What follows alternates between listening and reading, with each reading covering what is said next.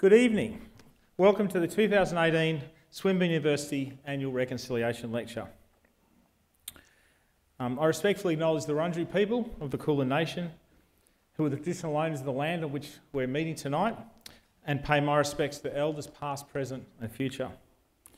I also pay my respects to all Aboriginal and Torres Strait Islander people here today, and pay my respects and acknowledge the continuing sovereignties of all Aboriginal and Torres Strait Islander nations. It's a great pleasure to welcome Dr. Andrew Peters. Dr. Peters is a senior lecturer in Indigenous Studies at Swinburne, teaching across all undergraduate levels. His PhD looked at contemporary impacts of Indigenous identity, including education, sport and tourism. Dr. Peters has also received several awards for his innovative and outstanding teaching through local cultural knowledge. I'd like to invite Dr. Peters to deliver the acknowledgement of country.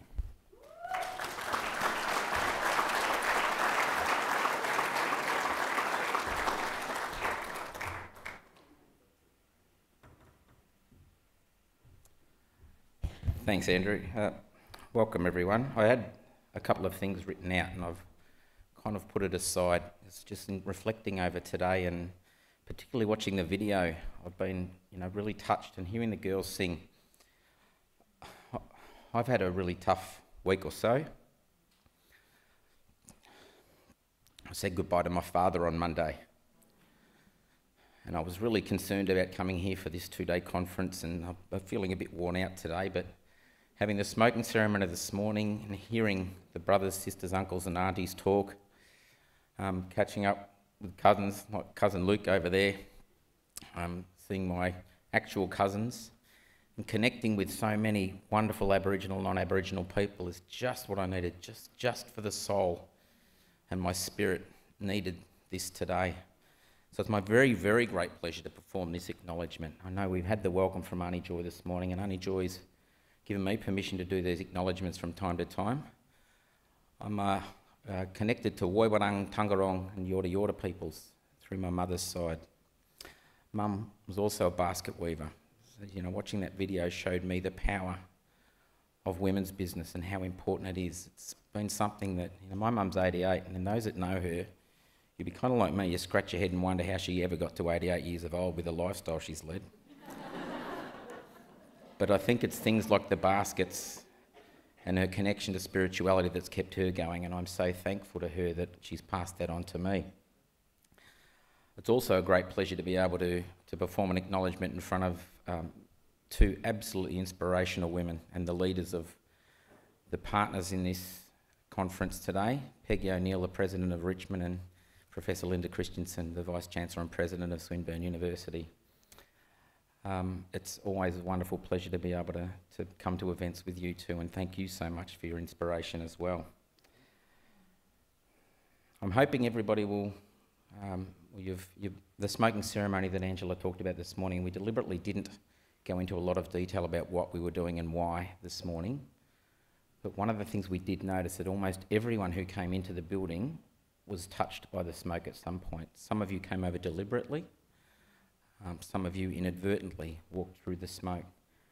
But we used the leaves of Yarra Park to create that smoke. And for Aboriginal people, as most of you will know, it's the spirit of the land that we need to be welcomed by. So having that and Auntie Joy's welcome this morning gave us a really wonderful start to this conference, and I think everyone will agree it's been a fantastic day. And there probably isn't a better way to finish than hearing from Stan Grant, or as Andrew might have called him when he was living in Adelaide, Stan Grant.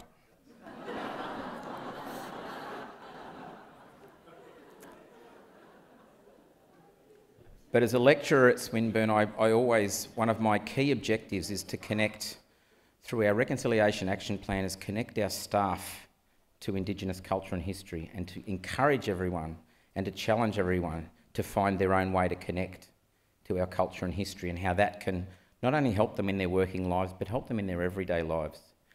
And for my students, it's a really important message, because not only are they learning about some specifics about Australian history, and of course Aboriginal history, but they're learning to become better people. This is how our ancestors taught. They didn't teach us to hunt and fish so they'd become millionaires. They didn't teach us about dance so that we could perform. They taught us these things so we would be better people. and create a better society. And today and tomorrow, what we've been doing is exactly the same thing. Sharing with each other, telling stories, touching our culture, embracing our culture. Both black and white fellas here with us today. Learning about our history and forging a better future for everybody that we are involved in. I think it's a really important part of understanding why we do what we do as educated, as business people, and whatever walk of life we come from that brings us here today as well. I always feel very humbled when I'm performing an acknowledgement to country because I'm just learning my part of that history as well. I have a PhD. One of the things I've been thinking about too is that I've proven to the white world that I can conquer their intelligence and how to learn in the white way. And to show the difference and to show the importance of Aboriginal culture, I'll spend the rest of my life trying to get a PhD in blackfella studies. And it's going to take me that long. For a long time, non-Indigenous Australians have considered us to be inferior and not as intellectual, not as intelligent. And the more I learn about our culture, the more I realise the folly of that kind of thinking, that we have thousands and thousands of years of history. Today, we've touched some of that history with our ceremony this morning. We look out over Yarra Park. I'm very, very grateful to support a team that's embraced our culture and history, and very lucky that we're able to do that in the location that we are. As Brother Aaron mentioned before during the panel session that he chaired, Yarra Park and the MCG was an area where the Kulin Nation would gather.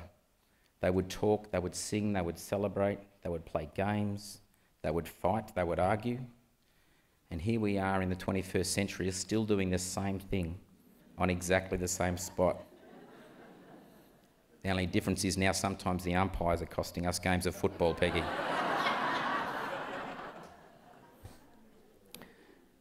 But it's a great pleasure to do acknowledgements for that reason, that I don't say to you that you aren't welcome to the land and that you should have to be welcome to come here because you're a visitor. This is part of who we all are. And my acknowledgements simply acknowledge that what we are doing tonight, listening to a very wise, esteemed, learned and well-respected brother, cousin, uncle, is exactly how our ancestors would have learned, and perhaps on this very spot, as I say. So I'd like to acknowledge the ancestors that came before us and thank them for allowing us to do that. Gungodjon dalal bagagung, bulok nigelik, Wurundjeri balawa minjika, yemin kundibik. With thanks to grandfathers and grandmothers, the Wurundjeri people welcome you. Thank you.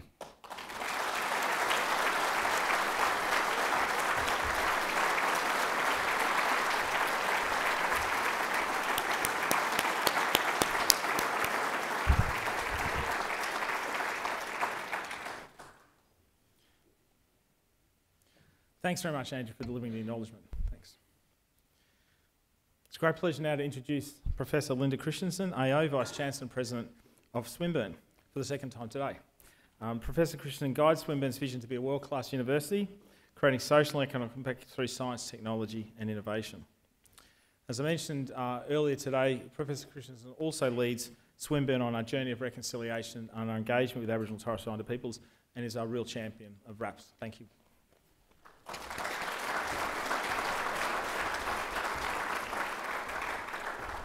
Thank you, Andrew. I would also like to begin by acknowledging the traditional owners on the land where we're gathered this evening, the Wurundjeri people of the Kulin Nation, and pay my respects to elders past, present, and emerging. We also pay respect to all Aboriginal community elders past and present who reside in the area and are an integral part of this region and our story. A special warm welcome and acknowledgement to Karen Mundine, CEO of Reconciliation Australia. Thank you for partnering with us today to create this important moment in our shared history. Peggy O'Neill, President of Richmond Football Club, thank you for your partnership and for hosting us here tonight. Mr. Stan Grant, ABC journalist, broadcaster, presenter of tonight's Reconciliation Lecture, we are absolutely thrilled that you can be here tonight and we look forward to learning from you. I would also like to acknowledge Mr. Ian Ham, who is the chair of the Swinburne Reconciliation Action Plan Steering Committee. He, together with Dr. Andrew Peters, and a number of other leaders and elders within our community are my teachers, and I thank you so much for helping me to be a better leader as we try and embark upon our journey of reconciliation.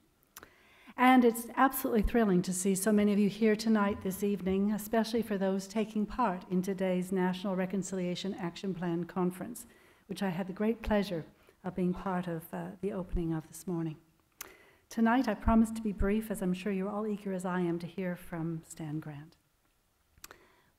Reconciliation is a purpose close to our hearts at Swinburne, and it's close to our minds. It's a journey we have embraced as a whole of university concern. This really begins with our council, which is our board, and they have endorsed this and hear twice a year how we're tracking with our Reconciliation Action Plan, and hear from Ian Ham and hear from Andrew, and we're welcoming Angela into that discussion with us so that we can keep ourselves accountable for the commitments we've made through our Reconciliation Action Plan. Our senior executive has embraced the targets and the goals of that plan, and they are embedded in our key performance indicators, which means that these are not just symbolic words, but are really baked in to our actions and the promises that we make to each other to deliver those. Our vision for reconciliation is that Swinburne will be a place where Aboriginal and Torres Strait Islander peoples, their heritage, cultures, and spirituality are valued, respected, and celebrated. The lecture tonight forms a key promise within our RAP and our vision for reconciliation at Swinburne. We take seriously our responsibility to offer thought leadership and foster broader community understanding. So we were delighted to be able to partner with others who share this commitment to try and create a bigger, broader conversation within our nation. During the RAP conference, we hope that participants have been able to and continue to reflect upon their own reconciliation journeys, because as you're hearing, they are personal, they're public, there are many interconnected parts, and the more we share those stories and go deeper in our listening and our understanding, the more hopeful we can be that we will really have true impact. By doing this, by sharing our challenges, our opportunities, our mistakes, and our learnings, we will be working together to advance reconciliation in Australia, to advance justice, and to promote healing. Thank you.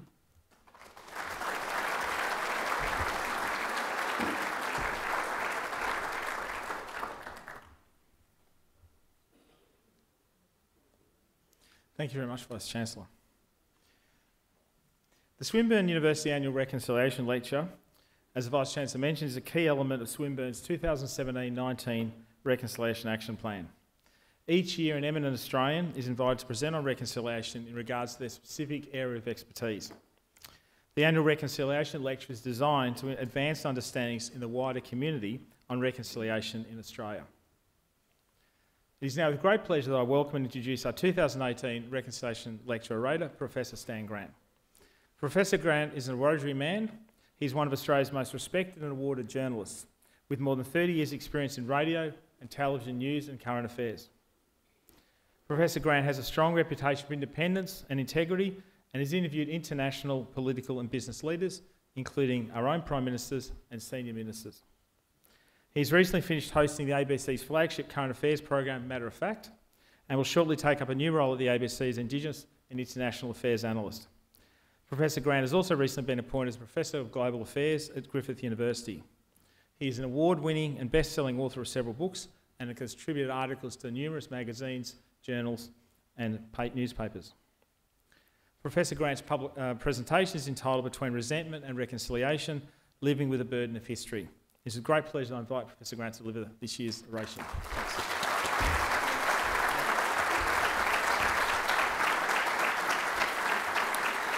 Thank you so much. I want to pay my respects to the Wurundjeri people from my people, the Wiradjuri, in our language, Indjamara, respect. And Andrew, that was a beautiful acknowledgement. My love to your family today. My love to your family.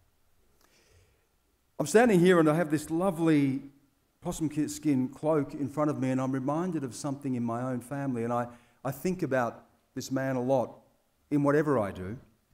He was a man who was born in 1860 in Wiradjuri country, 1860, before Australia was even Australia, before there were cars or aeroplanes. He died in 1941, having seen his nation go to war in World War I, seen through the Depression, the start of World War II. And I wonder what an extraordinary life it was. This son of an Irish convict, an Irishman sent from his land at the age of 17, a rebel who fought the British, banished to Australia not for 7 years, not for 14 years, as was common, but for life. He would never see Ireland again. And he had a son with an Aboriginal woman. This man, as he grew older, carried around with him a stump of a ceremonial tree, an Aboriginal carved tree that he'd rescued when the land was being cleared for farming. And he'd set that stump up wherever he was, and he'd sit next to it, and he'd talk to people. Years later, I went to the records of Bulgandra Mission in Peak Hill in New South Wales. I was looking down the names of all the people on that list, and there it was, Bill Grant, storyteller. That was my great-grandfather. And whenever I stand here, whenever I've worked around the world, whenever I've written anything, I've felt the spirit of him with me. We're talking about reconciliation, and I want to add 2 other R's to that: resilience and resentment. Resilience, to me, is the iron in our blood. Through resilience, we live and we breathe.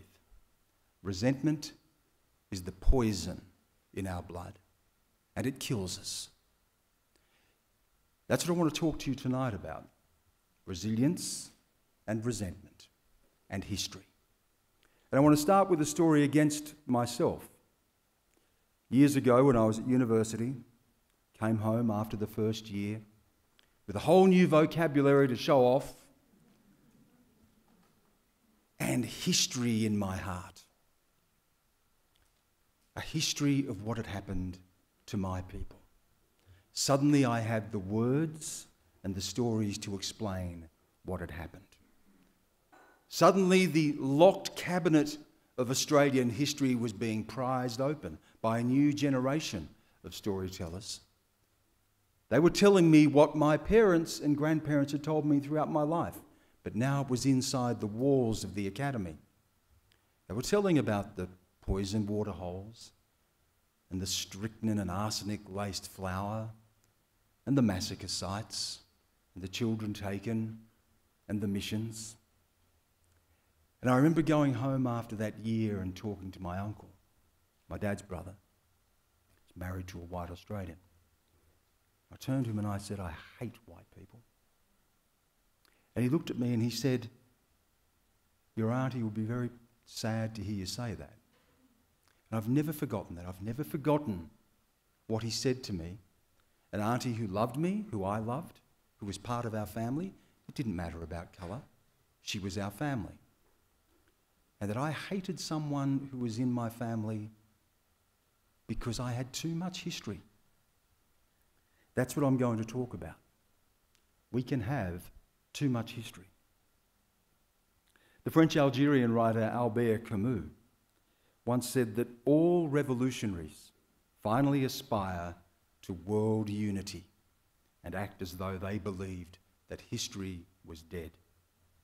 The story of modern times is humanity's struggle with history.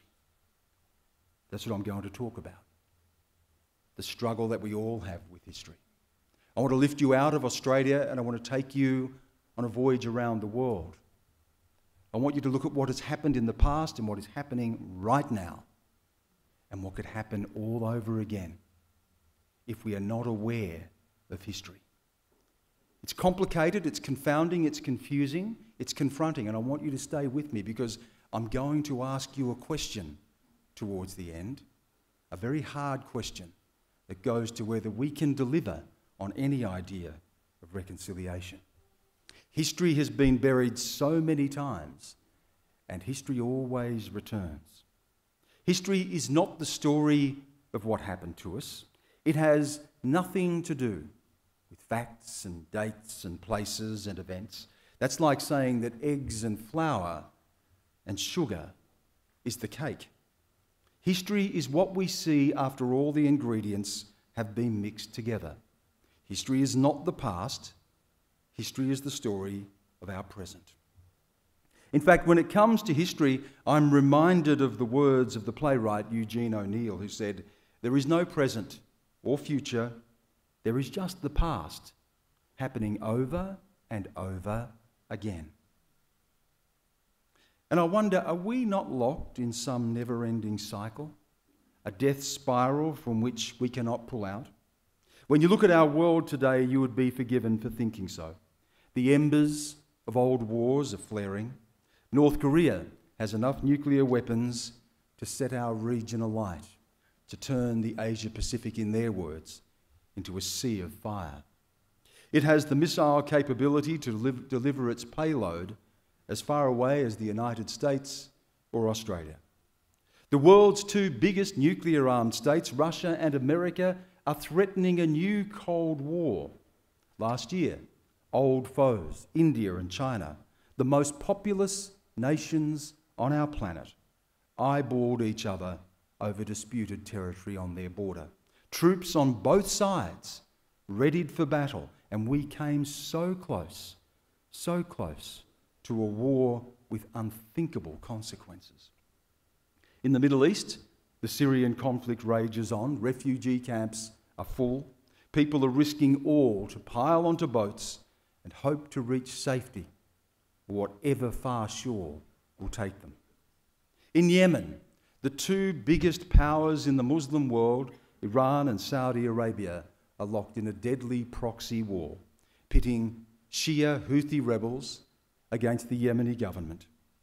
As many as 85,000 children under the age of 5 are thought to have starved to death in Yemen in the past 3 years. Take a look at the images of the emaciated children, eyes bulging, loose skin, exposed rib cages, precisely the sort of images we saw out of Ethiopia in the 1980s. Then the world's music stars rallied in aid concerts and sold records, and governments stepped in and we swore never again. But right now in Yemen, they are facing the greatest humanitarian disaster of the 21st century. 14 million people are at risk, and it is all so preventable. If only the Saudis would lift the blockade of the border that is strangling civilian access to food, fuel, and desperately needed aid. A war on terrorism that began officially, at least, after the attack on the United States on September 11, 2001, rages on. It is the longest war in Australia or America's history. Nowhere is safe. Terrorists have struck in London, Brussels, Nairobi, Jakarta, Sydney, and, as you know, Melbourne. Russia stares down Ukraine. Pakistan and India remain locked in a nuclear-armed existential standoff. And all of this is happening in what is considered to be the longest period of global peace the world has ever known. It hardly feels like it. But there is an even greater fear. A war between the two biggest powers on the planet. A war between the United States and China. And the battle plans have already been drawn up. Any clash between the US and China is potentially catastrophic, but as much as we may try to wish it away, the military strategists in Beijing and Washington are preparing for just this eventuality. The global think tank, the Rand Corporation, prepared a report in 2015 for the American military. Its title could not have been more direct: War with China, Thinking Through the Unthinkable. It said that China would suffer greater casualties than the US if war was to break out now. However, it cautioned that as China's military muscle increased, so would the prospect for a prolonged and destructive war. And we know where that war would start.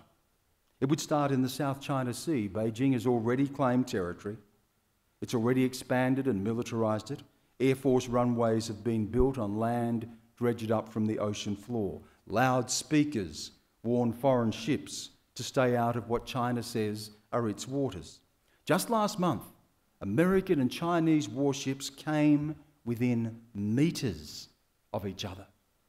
This is our worst nightmare, an accident, a miscalculation that escalates beyond our control. China is now ruled by a new emperor, a man considered the most powerful leader of the country since Mao Zedong. Xi Jinping is the son of the Communist Party. He puts the party above all. He is crushing dissent. He's locking up Uyghur Muslim minority, jailing his rivals, shutting down the media, and locking up activists. He has made himself president for life. He is a self-styled strongman who has promised his people he will deliver on the China dream, and he is not the type of leader to back down. The United States has a man in the White House apparently hell-bent on retreating from global leadership. This is not the America we have grown so used to. He belittles his allies, he cozies up to despots, he excuses the Saudi crown prince from involvement in murder, he withdraws from the Paris Climate Accord and walks away from the Trans-Pacific Partnership, the biggest trade deal in history. He promises to make America great again and to put America first. Perhaps in that he understands our world better than we think. It is increasingly looking like a world of dog-eat-dog, each nation for itself. Historians look at this, and like Eugene O'Neill, they see the past happening over and over again. They look at the world and see the same fault lines that we saw in 1914. Then they said war would never happen. Germany and Britain were each other's biggest trading partners. The Kaiser and the King were cousins. How wrong they were. The Australian historian Sir Christopher Clark has written a magnificent book about how the world drifted to war. He called it Sleepwalkers. In 1914, just like today, the world was enjoying a great peace. Economies were booming, trade connected the world. And then the assassination of an Austrian crown prince in Sarajevo tipped the world into the bloodiest conflict we had ever seen, the war to end all wars. Christopher Clark says political leaders became hostage to events. Now, many believe we are sleepwalking to war all over again. The weights are tipping the scales just like 1914. The Asia-Pacific is a tinderbox of old enmities, expanding militaries, disputed territories, unfinished conflict, and nuclear weapons. A spark in the South China Sea could set fire to the region. China on one side, the US on the other, with the rest of the world having to choose sides. The script for this was written in 400 BC by the world's first historian, Thucydides, when he told of the war between Athens and Sparta. Today, military strategists call this the Thucydides Trap, when a rising power meets a waning power and they go to battle for supremacy. The founding dean of the Harvard University Kennedy Law School, Graham Allison, fears the world is lurching towards conflict unseen since World War II. He put his case in a new book, Destined for War. Can America and China escape the Thucydides trap? Allison says we should heed the warnings of 2,000 years ago. It was the rise of Athens then, and the fear this instilled in Sparta, he said, that made war inevitable. Then it was Athens-Sparta. In 1914, Germany, Great Britain, and now China and the United States. As far ahead as the eye can see, the defining question about global order is whether China and the US can escape Thucydides' trap. Most contests that fit this pattern, Allison said, have ended badly. On the current trajectory, he says, war is not just possible, but much more likely than currently recognised. When he looks at this, Allison, he wonders how we can avoid it. How can America and China escape the Thucydides trap? He believes that our fate depends on realism on all sides. Vital interests must be clearly defined. America must strengthen its democracy, and China address its failures of governance and threats from within. There is a need, he says, for great thinkers to devise a grand strategy. Allison concludes his book with a quote not from Thucydides, but from Shakespeare. Our destiny lies not in our stars, but in ourselves. Well, I can think of something else that Shakespeare wrote in Macbeth. And all our yesterdays have lighted fools the way to dusty death. The potential nightmare is happening right at a time when the greatest mitigating factor against war is itself under attack, if not in retreat. John Adams, one of the founding fathers of the United States and its second president, once said, "Remember, democracy never lasts long. It soon wastes, exhausts, murders itself. There never was a democracy," he said, "that did not commit suicide." Is that what we're seeing in our time? Is this the inevitable death of democracy? When I set out on my journalistic adventure in the 1980s, democracy's future looked assured. The second half of the 20th century was boom time for democracy. Germany emerged from the trauma of Nazism. South Africa threw off the yoke of apartheid. Decolonisation across Africa and Asia created new, free, democratic nations. And in other parts of the world, Latin America and Europe, autocratic regimes were being swept aside. Between 1970 and 2010, the number of democracies in the world increased from 35 to 120. According to Freedom House, which measures the health of democracies, 63% of the globe lived in democracies. Democracy's appeal is obvious. Democracies are on average richer than non-democracies, less likely to go to war, and have a better record of fighting corruption. More fundamentally, democracy lets people speak their minds, shape their own futures, and build lives for their children.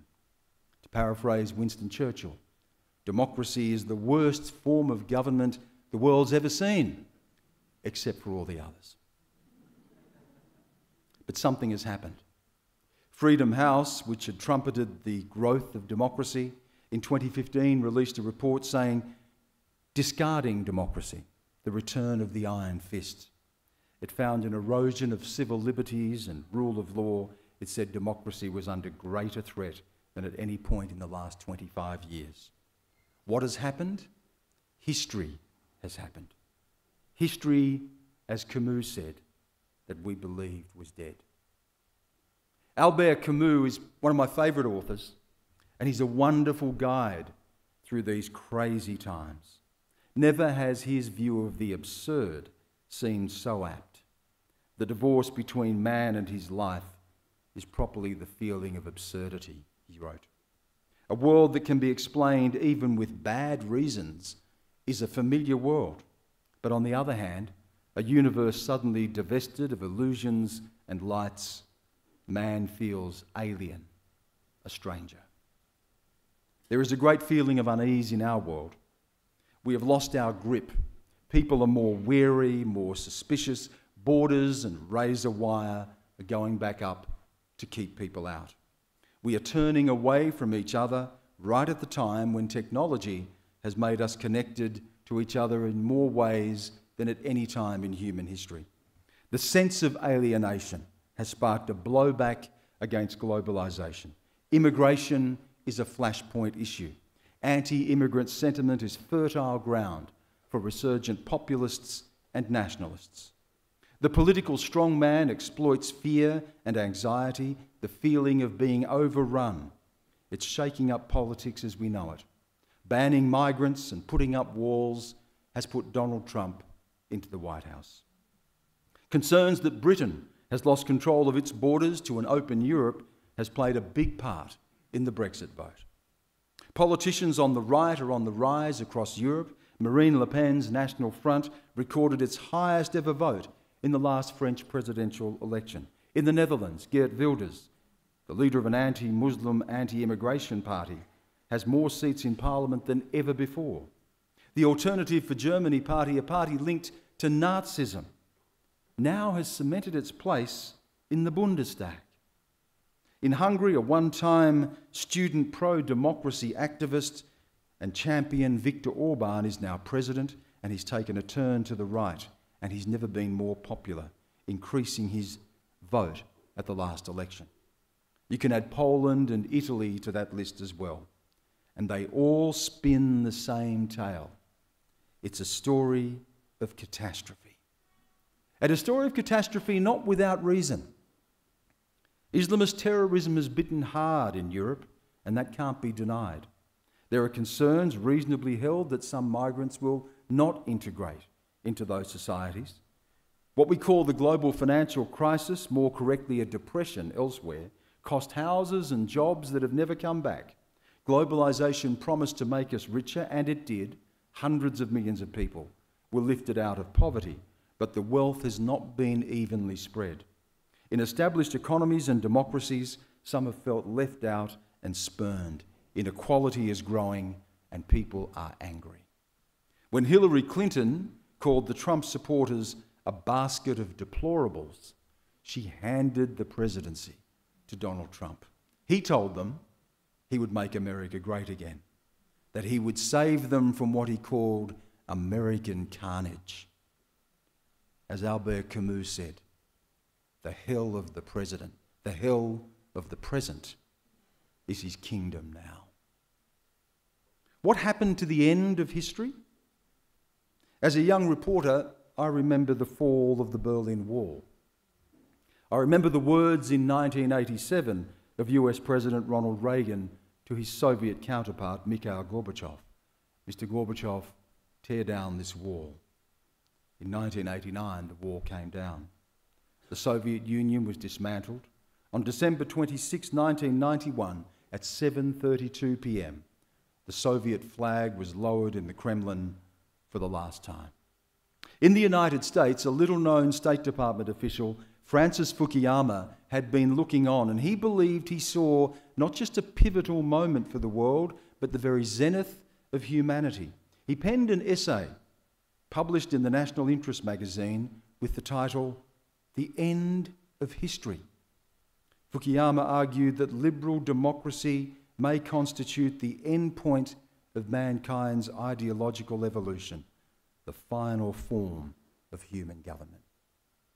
Fukuyama took his inspiration from the 19th century German philosopher Hegel. His writings on history helped give birth to the modern world. Hegel believed that the desire for recognition and freedom were the engines of history. History was time, and time was progress. We were moving ever forward to what he saw as the ethical state, the end of history. It was Hegel who first believed he had seen the end of history when he glimpsed the triumphant Napoleon after the Battle of Jena in 1806. As Hegel said, "I saw the emperor, this world spirit, go out from the city to survey his realm, stretching out over the world and dominating it." Hegel may well be proved right, but Francis Fukuyama would have done well to read Albert Camus. "The individual cannot accept history as it is," he wrote. "He must destroy reality, not collaborate with it, in order to affirm his own existence." Destroy reality to affirm his own existence. History is back, and it is back with a vengeance, and its engine is not freedom or recognition, it is vengeance and resentment. When I look back over 30 years as a journalist, I'm reminded of the great Irish nationalist poet William Butler Yeats. And he once wrote, "Things fall apart, the centre cannot hold. Mere anarchy is loosed upon the world, the blood-dim tide is loosed, and everywhere the ceremony of innocence is drowned. The best lack all conviction, while the worst are full of passionate intensity." The best lack all conviction, and the worst are full of passionate intensity. That's the world that I've reported on. That is the return of history. This is what the Indian writer Pankaj Mishra calls the age of anger. This has been my world. In 30 years of reporting, I have followed the blood-dim tide of hate. I've followed the trail of blood where the ceremony of innocence is drowned. These are the stuff of my nightmares. Nightmares of standing in a bombed-out marketplace where the blood boils. It is so hot that it gurgles under my feet. There is twisted metal and the stench of burning flesh. Mothers pick out what is left of their children from the shell-marked holes in the walls. They place the charred bits of hair and skin into plastic bags because that is all they have left to bury. I remember once at a double bus bombing in Beersheba in Israel, a scene of dead bodies, twisted metal, broken glass. And there amongst it all was a small packet of chocolate teddy bear biscuits. And on the box was the bloodied handprint of a child. It is those things that have rattled me the most. The thought that here was a child, just like my children, on a bus ride with her parents, eating a box of biscuits, talking excitedly, and then in an instant, gone. Why? Because our world is insane. It was insane in the town of Mingora in Pakistan, when the Taliban, led by a crazed mullah who rode a white horse and broadcast his hate-filled dictums over the FM radio, hung the headless corpses of men that they had killed from the town square. When I went there, they called it Slaughter Square. I looked around Slaughter Square and I saw blown out buildings, burnt glass, and people withering away. People who were hiding in the shadows. People afraid to come out of the darkness, afraid of what could happen to them. These are the things that I've seen. And I turn again to Camus. In the age of ideologies, we must make up our minds about murder. If murder has rational foundations, then our period and we ourselves have significance. Well, we have made up our minds about murder, and we've decided that we are okay with it. If we weren't, we would not keep committing it as we have done from World War to World War, from Korea to Vietnam, to the Balkans, to Afghanistan, to Iraq, to Syria, to Yemen. We are okay with it. Sometimes it comes to us. Sometimes war is necessary. Tyranny cannot stand. The slaughter of innocents cannot stand. Terrorism that strikes in our streets here cannot stand. And so we pick our sides and we do our killing and we are okay with it. And we tell ourselves God or history, sometimes they're the same thing, are on our side. As Camus wrote, ideology limits itself to repudiating other people. This leads to murder. Every day, masked assassins slip into some cell. Murder is the question of today. Let me turn again to Yeats. In his poem, The Rose Tree, he imagines a conversation between two Irish rebels, Pearse and Connolly. But where can we draw water, said Pearse to Connolly, when all the wells are parched away? O plain as plain can be, there's nothing but our own red blood can make a right rose tree. Nothing but our own red blood. This is the blood of vengeance, the blood of anger, the blood of grievance. It is the blood of identity sifted through the strainer of history. Everywhere there is resurgent populism, nationalism, sectarianism, tribalism, and it all feeds on history. History is the poison in the blood of our identities. Increasingly, identity itself cannot be divorced from history. What the Polish Nobel laureate poet Czesław Miłosz called the memory of wounds. Nietzsche warned of the man of ressentiment. He chose his word carefully, not the English word resentment, but the French word ressentiment. Ressentiment is more than harbouring a grudge or seething anger. It is the unquenchable thirst for revenge. It is the refusal to let go. Suffering forms the core of identity. To Nietzsche, the man of ressentiment is a prisoner of his past, caught in a time warp. He returns always to the source of his wound, the wound that he cannot fix and does not want to fix. In the words of the 19th century Italian poet Giacomo Leopardi, life has shrunk into dregs and rancour. The world is unclean. History, for the man of ressentiment, is a festering wound to be picked at over and over again. His suffering is his strength, his weakness the greatest weapon he has over his oppressor. The early 20th century German political philosopher Carl Schmitt was influenced by Nietzsche. As the Nazis co-opted Nietzsche's ideas, so did Schmitt align himself with the Nazis for a period, but for all of that, he is worth listening to. Reading Schmitt explains much about our age. To Schmitt, politics was not about adversaries or opponents, it was about enemies. Antagonism became a battle of good and evil. His book, The Concept of the Political, makes disturbing reading. Schmitt said, "We reach the high point of politics when the enemy is in concrete clarity and recognised as the enemy." To Schmitt, what always matters is only the possibility of conflict. I've seen this in the stories that I've reported, in this age of identity-rooted conflict.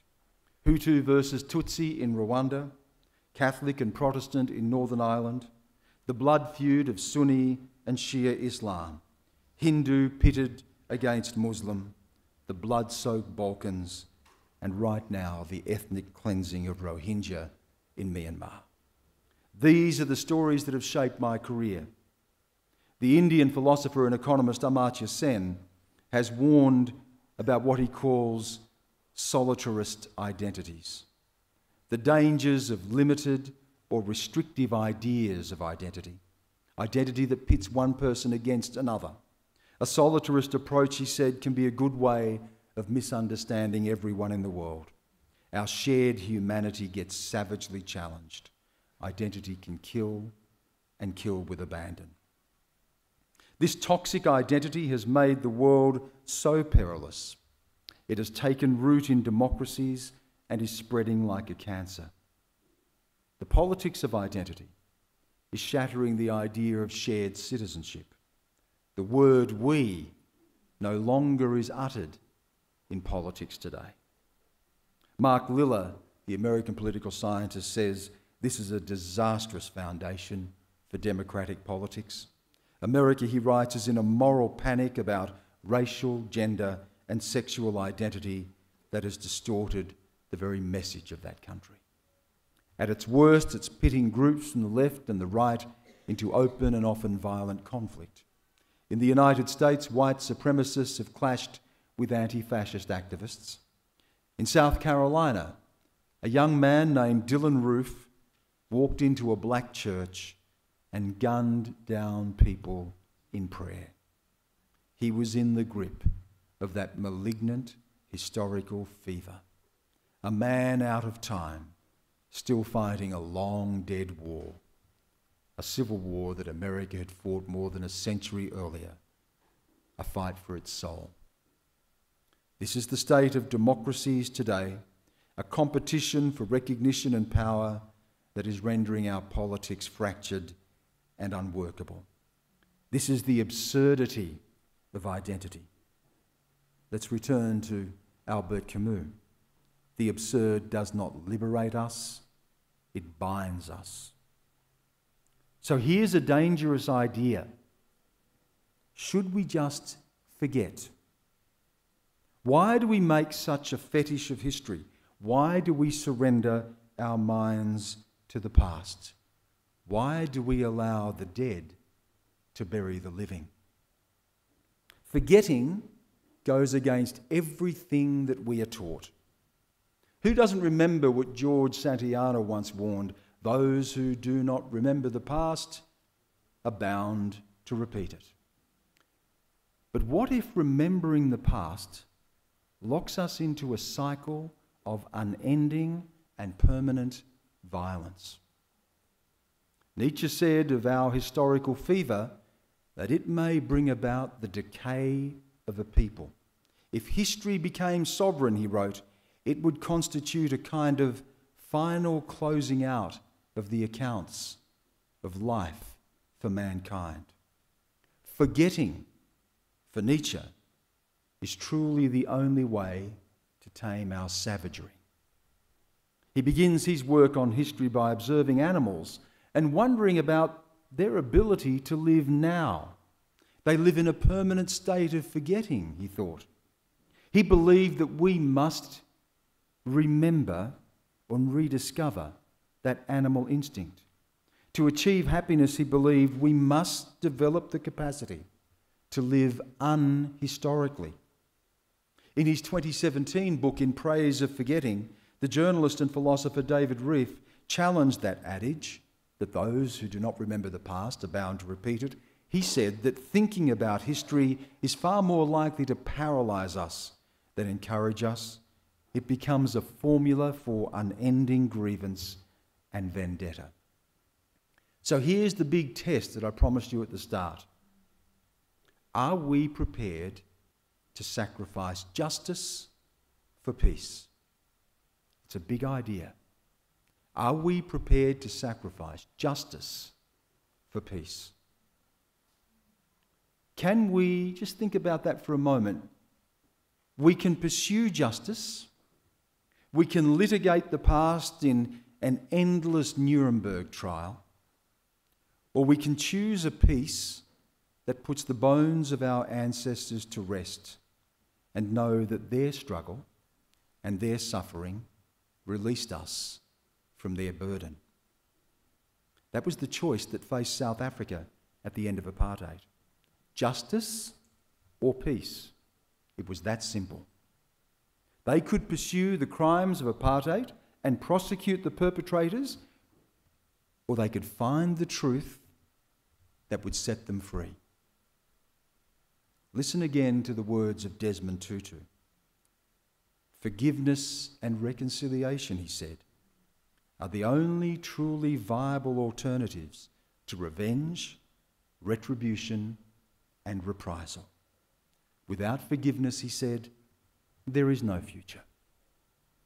Archbishop Tutu headed a Truth and Reconciliation Commission, not a Truth and Justice Commission. Justice perhaps would have been easier, and it would have electrified the blood of people with every cause for vengeance. But by choosing peace, Tutu set South African people on a much more godly course. Forgiveness, he said, is not facile or cheap. It is costly business that makes those who are willing to forgive even more extraordinary. Forgetting is not getting over it. How often do we hear that in Australia? Why can't you just move on? This is the demand of politicians and the media who think that sorry is enough, who grow impatient when the victims do not fully embrace their former tormentors. That is politics. The forgetting that I'm talking about tonight is not political. It is about something stronger than politics. It is about love. I spent enough time as a boy in the black church of the Aboriginal mission that I was raised in. Enough hours fidgeting up the back and wishing that I was swimming in the river. But enough time listening to my uncle, the spit and thunder and fire and brimstone preacher, to remember this. He would always quote from Corinthians in that rolling cadence of the King James Bible. And now abideth faith, hope, charity, these three. But the greatest of these three is love. The greatest is love. You don't have to be a believer. You don't have to accept all the orthodoxy of the church to be in awe of the Jesus on the cross who disavows vengeance, who says, Father, forgive them, for they know not what they do. But there are crimes so monstrous that perhaps they cannot be forgiven. Are there sins so heinous that they cannot be moved from history to mere memory? The Austrian philosopher Jean Amery refused to let go of the horrors of the Holocaust. He refused to forget what he had seen. He railed against what he called the hollow, thoughtless, utterly false conciliatoriness of the pathos of forgiveness and reconciliation. His anger was as righteous as Desmond Tutu's love. And his words are chilling. What happened? What happened? But that it happened cannot be so easily accepted. I rebel against my past. I rebel against history and against a present that places the incomprehensible in the cold storage of history. Jean Amery was born as Hans Meyer in 1912. His father was Jewish and his mother was Catholic. But under new laws passed in 1935, he became legally recognised as Jewish, and that would in time potentially become a death sentence. In 1938 he fled to Belgium, but by 1943 he was caught and tortured by the Gestapo. He was eventually sent to Auschwitz. He arrived with 655 others. 417 were immediately killed. He saw the totality of the brutality of the Nazis, and he wrote, "The world always dies where the claim of some reality is total." Jean Amery never relinquished his resentment. To him, that would have been a betrayal. For him, there would be no place for war monuments acknowledging the Nazi shame or the Jewish suffering. To be a victim, he said, is not an honour. You can read his words in his extraordinary book, Behind Guilt and Atonement. I hear Amery, and I admit, as someone whose people have suffered in Australia, that it touches me profoundly. As a young boy, I would have agreed with him. I did not want to relinquish my hate. But in the end, I listened to others. I listened to Desmond Tutu, and I remember the lessons in that black church on the mission. And I read the words of our literary guide tonight, Albert Camus. Resentment is always resentment against oneself. Jean Amery, who as Hans Meyer survived the Nazi death camps, he refused to relent in his burning resentment, took his own life at the age of 66 in a hotel room in Salzburg. Let me turn to Australia where we struggle with reconciliation and our own history. And I wonder, what can a French historian and philosopher teach us? More than a century ago, when in Australia it was still widely presumed that Aboriginal people were a dying race, Ernest Renan was grappling with this question: what is a nation? What is a nation? It remains one of the most profound and powerful essays I've ever read, written in 1882. Renan said that he sought to look beyond the grave errors, as he called them, of race or language or religion. He said he wanted to write in an absolutely cold and impartial fashion. A nation, he wrote, was defined not by any one thing, but was the sum of its many parts, the fusion of the populations that comprised them. Race, he said, could be no foundation for nationhood. To Renan, there are no pure races. Race, he said, has always been of diminishing importance. Who has the right, he said, to go about the world examining men's heads and then grabbing them by the throat and saying, "You are of our blood, you belong to us"? The nation, he wrote, was a daily referendum, a perpetual affirmation of life, the search for a collective identity. Renan wrote that a nation is a soul, a spiritual principle. It was born of a marriage of the past and the present, one the possession of a rich trove of memories, the other the actual consent, the desire to live together, the will to continue to value the undivided shared heritage. That's what we're doing here tonight. It's what Andrew spoke about. The undivided shared heritage.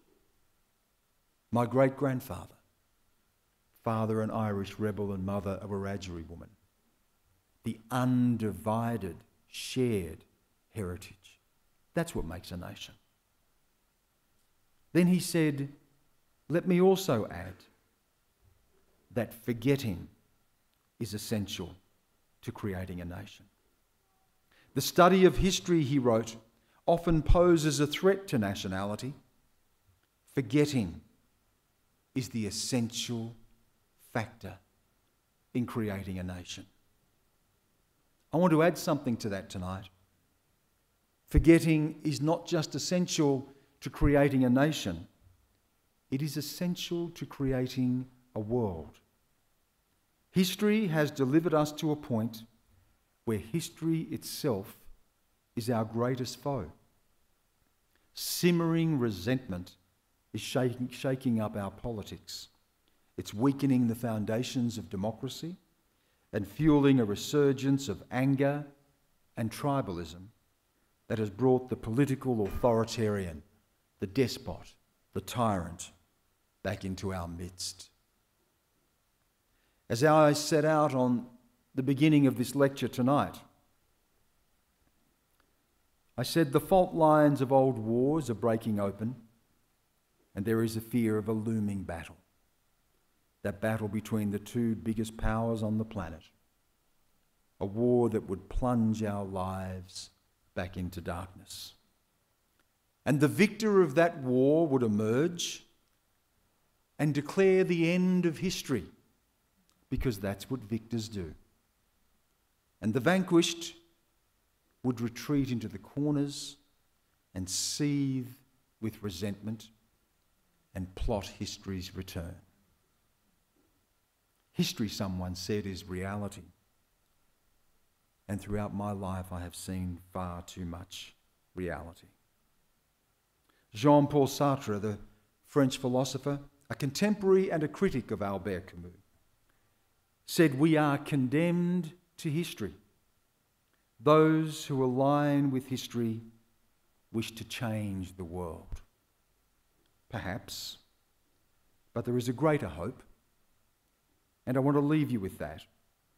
I want to leave you with the words of Albert Camus, the man that I started with tonight. And he said, "The sun that reigned over my childhood freed me from all resentment." Thank you.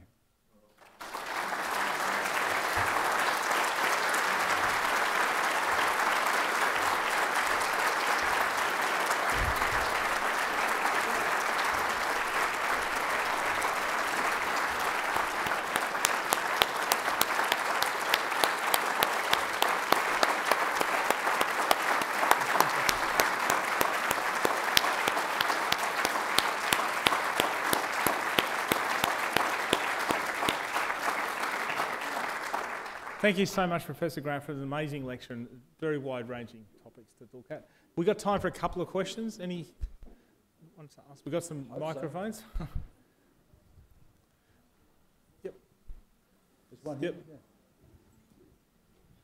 yeah. I always think the questions are like the stars at night. You know, when you see one and then suddenly you see hundreds of them. So hopefully we'll get started. Yeah, someone always has to go first, right? Yeah, it's good. Just want to thank you for your lecture. I really appreciate it. Thank you. I feel like you've all given us something to reflect upon, especially around the justice and forgiveness piece. And as an Aboriginal woman now working in diversity and inclusion, but I happen to have a master's in terrorism, safety and security. You've walked in my world. I don't know how you've been able to meld two of my favourite topics together, but you have. That's my life. If we're to reflect straight on reconciliation and probably from our government perspective, if there was, this is in your opinion, a silver bullet or one key focal point that the government could focus on to help us, the Australian society, with reconciliation or bridging the gap, what do you think that one thing could be? If there was one thing, we would have done it. But I do think about this a lot. And if there's one lesson of my life, the one thing that I would take away from having spent 30 years in some of the worst places on earth, the one thing I have found, the one thing that binds all people, no matter where you are, the one thing that stands up to tyrants everywhere, the thing that they try to crush, and the thing that they hate, and the thing that they cannot destroy, is love. I mean, it just sounds like a ridiculous thing to say, and I'm not talking about, you know, the love that we see on television with the Kardashians, and I'm talking about that fundamental, unbreakable human spirit, that will to survive. You don't get up in the morning for money. You don't try to build a better future for your children because of what they're going to be able to earn or what inheritance you will leave them. You get up in the morning, you hope for a better day because you love someone, because you love your wife or your children or your country or your people. It's love, you know. That's fundamentally what I've seen. I remember this story of this. I was driving in Pakistan and I looked out into the field. There'd been an earthquake and there was a lone tent in the middle of a field. And I said to my cameraman, let's stop and take a walk into this field. I want to see what this is. And we got there and there was a mother and she was cooking some food over the stove. And there was two young boys inside the tent and the father. And we had an interpreter and we got talking to them and they'd lost everything in the earthquake. Their eldest son had been killed. The other son had internal injuries and a broken leg. His father carried him for 30 miles down a mountainside to an open field where they could go to a relief station and get some food to cook and shelter in a tent. And they would not take a bite of that food until they offered some to us.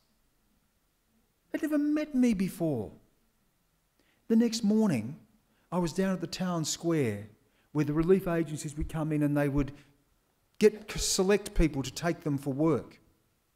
And this man, who had lost his son 2 days earlier, had walked down a mountainside with another damaged son, was standing there looking for work.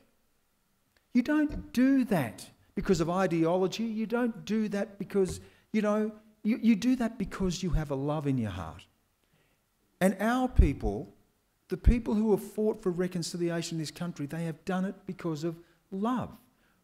Look at who would imagine that someone like William Cooper would write a letter to the king saying, give us seats in Parliament. William Cooper would send a letter to the German consulate in protest at the treatment of Jews by the Nazis. He wasn't Jewish. A love of humanity, a love of his country despite his country not loving him. And I think the greatest expression of the love that we have and the quest for freedom anywhere in the world that I have found, the greatest political expression of that is in democracy. Now, I know that democracy has its faults, and I know that there are critics. But what is contained in the American Declaration of Independence, the fundamental idea that all human beings are equal, a commitment to freedom, that is precious, and it doesn't happen everywhere in the world. China will make its people rich.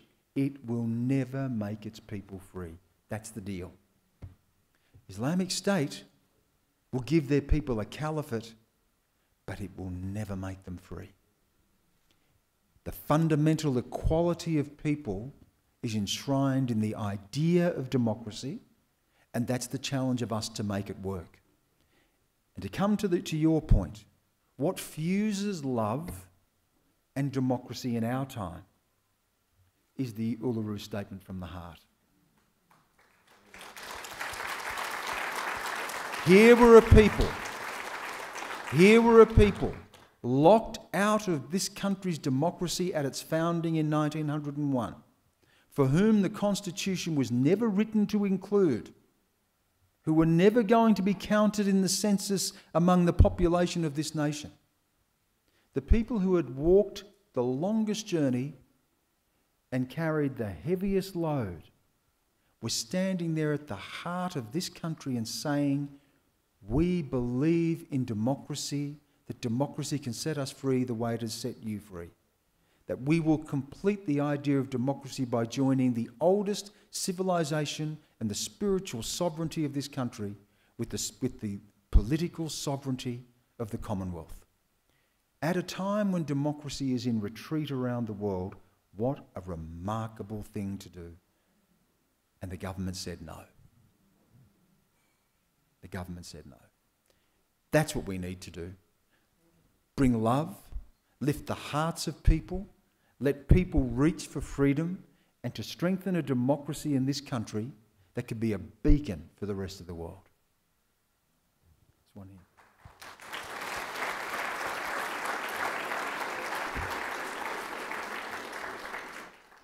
Thank you, Stan. Thank you for, I suppose I should stand up. Thank you for a really provocative and rich speech. I think you helped us all think about these problems in so many different ways, drawing on some really great minds. So thank you very much for that.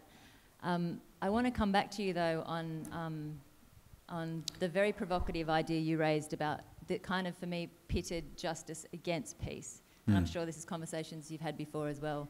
But for me, justice versus peace is a false dichotomy in a way. And I've worked in a lot of the places that you've been to as well. And in places like Afghanistan where I've worked, when peace is not built on solid foundations, it doesn't last. And what people need coming out of conflict or coming out of oppression is really up to them to choose what they need to move on in terms of peace, I think. And whether that's forgiveness or justice or truth-telling, it's got to be the people who have been oppressed who decide what they need, because forgetting doesn't equal forgiveness necessarily. So I'd love to hear if you have anything. Yeah, look, that's a really good question, and I've grappled with this myself. You know, I've often thought about this, that we're trapped between the necessity and the impossibility of forgetting. The necessity and the impossibility of forgiveness. But after thinking about this, I know which side of the line that I'm on. Desmond Tutu asked himself that question. They could have pursued justice and they could have set fire to that country. Could you have imagined the trials? Could you have imagined the people turning up to face what would have been a Nuremberg-style trial with the hatred and the simmering anger, not just from the black side, but the resentment that would have fueled in the white side as well? I was in South Africa. I was reporting there at the time. The place was a tinderbox. And the question that they faced was, peace or justice? Is there a greater justice? Is there a greater justice in building the type of country that can deliver a justice for all than there was in the justice of pursuing the perpetrators of the crime of apartheid at that moment? Afghanistan, where I reported for 10 years on and off. I spent a huge amount of my life there. That country is riven with division, as you know. It is ethnically fractured. The country has been at war not just in the last 10 years, they have been in a state of constant war for 40 years now. There are people in that country that I met who have never known a day of peace. Not a day of peace. To build any sort of a future in that country, you can pursue justice, you can chase every perpetrator down every rabbit hole, and I know that the guns will not stop. They will not stop. How do you build a justice above that? How do you build a bigger sense of justice that reconciles a nation that is almost impossible to reconcile, to build a future for everyone? These are the questions that I've grappled with. Do we put aside the justice of today for the greater justice of tomorrow? And how do we build a foundation that speaks to everyone? You know, forgetting is a really challenging idea because it almost feels like treason. You know, forgetting feels like you're burying your ancestors twice. But forgetting for me is the gift of my ancestors because they're setting me free. I don't have to breathe the breath of their suffering anymore. That the dead will not bury the living anymore. Because history comes back and back and back. Xi Jinping is telling his people, do not forget history. Vladimir Putin is saying, do not forget history. You know, Islamic State are saying, do not forget history. Dylan Roof walked in and killed those people in South Carolina carrying a Confederate flag because he was told, do not forget history. Justice and peace are very, very uncomfortable bedfellows. It's not an easy question. We'll take one more? One more. Because she's had her hand up for a long time. Thank you. Oh, guys, I don't need a microphone. I'm American and I'm black, so I can project.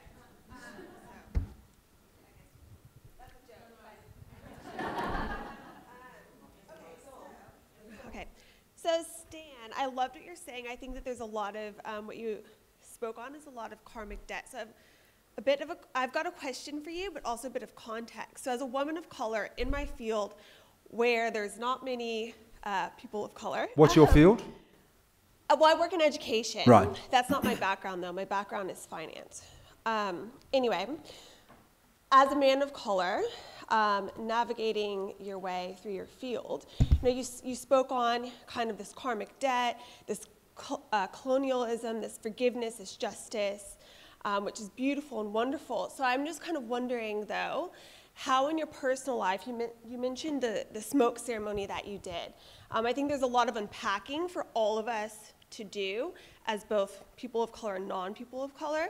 So, but what do you do in your personal life to kind of navigate this resentment, what you said earlier about what you said to your uncle about, oh, I hate white people. You know, sometimes I feel like I'm being mansplained or I'm being kind of white-splained in a lot of the spaces that I occupy.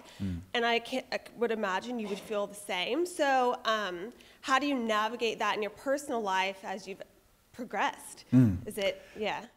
I feel really blessed that I come from a family that knew who they were. And it's difficult for a lot of our people because I know that there has been a great rupture in the lives of a lot of our people. And I've seen this in parts of my family where they've undergone the trauma of separation. And you know, I often talk about stolen generations and look at the impact it had on people in my family, and I say, you know, it's almost like time froze Time sped up at the moment that their world froze. And they lost precious seconds. And it's like they can never catch up again. They're always just that little bit out of sync. And I was fortunate to grow up in a family that knew exactly who they were and where they were from. My father's a Wiradjuri man. He had a Wiradjuri mother and a Wiradjuri father, and my mother was Gamilaroi father and a white mother. And having a white grandmother as well has provoked in me a lot of really tough questions. Questions about identity and belonging. We're all asked to tick that box. Are you Aboriginal or Torres Strait Islander? And I understand it's a bureaucratic mechanism, but it's more than that. It's an insidious thing when people are asked to define yourself, absolutely. I have brothers and sisters in this room tonight, and we share a great bond, but I know that their lives don't fit necessarily into the same box as mine. And if I have to tick a box that doesn't include my grandmother, who suffered because she lived with an Aboriginal man, and that's not a box I want to tick. So I think a lot about my place in the world, and I come from a place where my family was sure of their place in the world. And that gives me a confidence to walk through the world as me. And without that, I wouldn't have been able to do anything. But beyond that in my personal life, and it's the inheritance, I think, of the Irish and the Aboriginal in me, that I've inherited the Blarney and I've inherited the dreaming. And there's the blood of an Irish rebel in me, and there's the blood of the first people of this country in me. And I don't separate either of them. And the Irish and the Aboriginal people share something fundamental in common. They are the people of stories. That's what they are. When I read Yeats or I read James Joyce, I am reading me. They are telling my story. When I read the great Indigenous writers of our time, they're telling my story. So what I do in my personal life to navigate this is that I read. I do nothing else. Nothing else. I've got to the point in my life where I do my work and I spend the time with my family, and I love coming to things like this, but I carry around a backpack of books with me all the time. I'm never without them. And in poetry and in words and in ideas, I find freedom. Words and poetry and ideas just set me free. That's what I do. I find in those words a way to connect with greater worlds.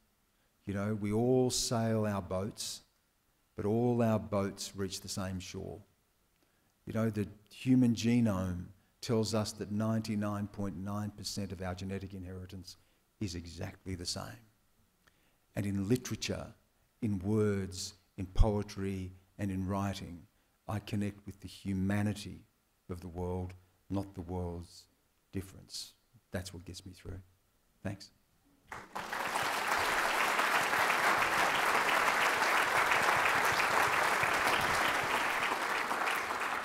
Thanks again, Professor Grant, for an extraordinary speech and some wonderful questions. We've got a gift for you. It's a wonderful mangrel made by Bernadette Atkinson. So thank you again. Thanks.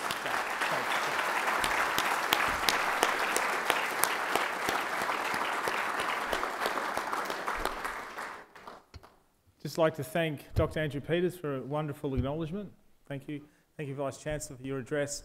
Wanted to acknowledge the Mandani Toombul Centre staff and the University Advancement staff, particularly Angela Burt and Simone Hamlin, for putting on such a wonderful lecture. Thank you all for coming, and we'll see you all at 9 o'clock tomorrow. Thanks.